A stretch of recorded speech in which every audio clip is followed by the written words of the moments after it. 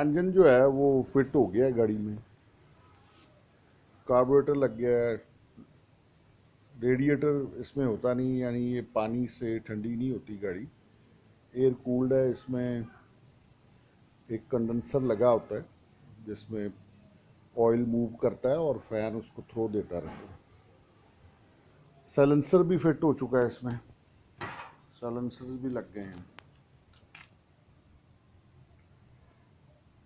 ये इसका डिस्ट्रीब्यूटर है, ये इसका कार्बोरेटर है, ये जनरेटर है, वो पीछे फैन है।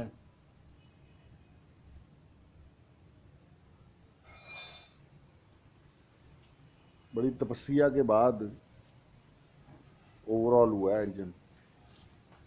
अभी इसको रंग करवाना है, कोशिश वगैरह सारी होनी है। वो आगे किसी साहब की गाड़ी खड़ी है, बड़ी ज़बरदस्त गाड़ी है, वो भी वॉक्सवैगन है, उसका बम्पर फिट हो रहा है।